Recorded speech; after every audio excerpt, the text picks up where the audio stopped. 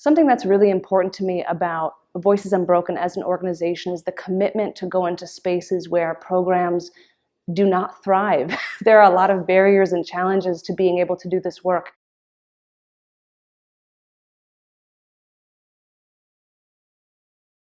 Small mistake or being at the wrong place at the wrong time can completely alter their lives in such a negative way.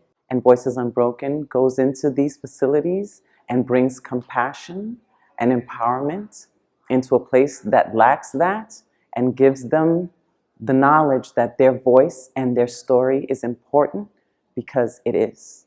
When I enter into these spaces, I'm seeing predominantly Black and brown faces.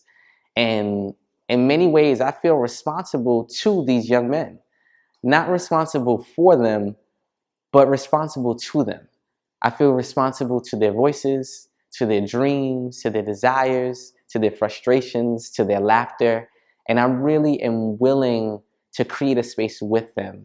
And so my job as a facilitator really is just to relentlessly engage these young people. Our participants know that we're committed to them. We come in as facilitators in creative writing, but in that process, we're asking people to open up and be vulnerable and write about their own personal experience. And that's a hard thing to do. And so it requires a lot of mutual trust. There was a participant that over the course of the 10 weeks was not into it and not into me. But I never stopped trying to connect, and I never stopped engaging her. She had no reason to think that I would come in off the street and suddenly be interested in engaging with her and actually seeing her for who she was. So the fact that I stayed for those 10 weeks and I stood up to her assertive boundary gave her an opportunity to connect with me in a way that she usually resisted to. And I was really grateful for that. A sense of trust allows students to become the person they really are. Underneath everything they've carried into the space that they've had to deal with, they become, I think, the best versions of themselves through their poetry.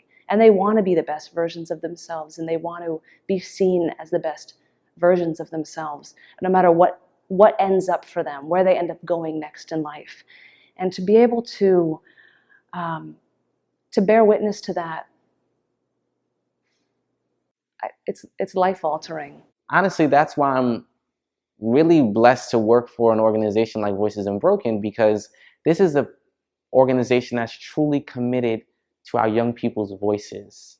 And so if I can show up and remind them that their voices deserve to be heard, then I think it's a job well done.